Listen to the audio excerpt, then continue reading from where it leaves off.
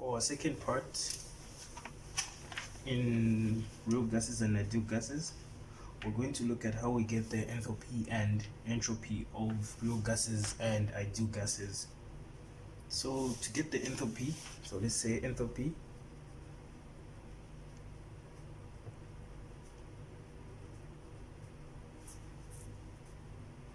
and entropy. So the specific enthalpy is denoted as H and the specific entropy is denoted as S.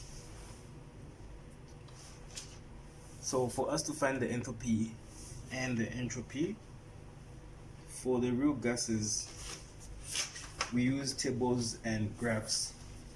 As for the ideal gases, we use the formulas. If we want to find the change in enthalpy, all we do is use change in enthalpy is equal to Cp change in T. For entropy, all we do is Cp ln T2 over T1 minus R ln P2 over P1. So this is for ideal gas conditions. Then for the real gases, we cannot use these values, but the values we can use will come from the enthalpy and entropy tables. So we can use the thermodynamic tables.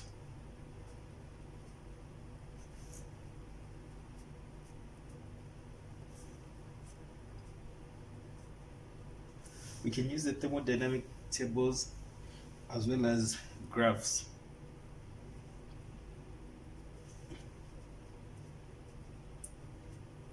The thermodynamic tables are the tables which are given in the thermodynamics handout, which you have the tables such as the B1, which is for water, which there is also for, I think there's nitrogen. Yes, so for the tables, we're going to have a look at the tables. Then for the graphs, we have the molar diagram.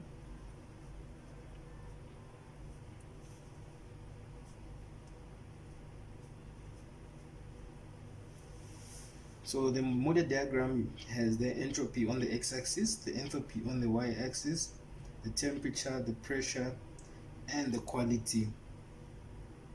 Then usually this graph, which is usually given, is for water, which means it's going to be steam and liquid water.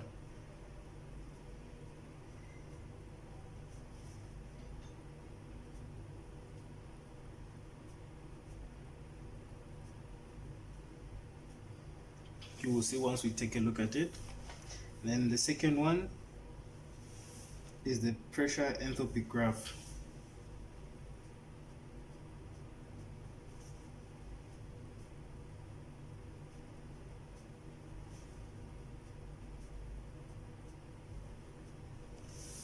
So the pressure enthalpy graph consists of quality, enthalpy on the x-axis, pressure on the y-axis, temperature, and specific volume.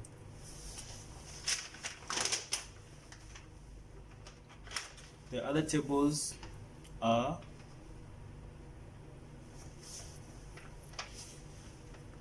enthalpy,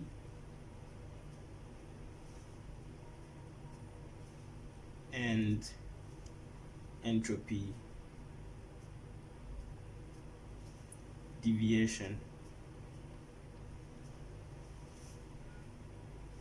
So these tables can be used for any gas. Okay, so for these tables, you're supposed to find the reduced temperature and the reduced pressure in order for you to use it. So we shall have a look at it and we shall do an example on it. So to start with, let us start with the thermodynamic tables.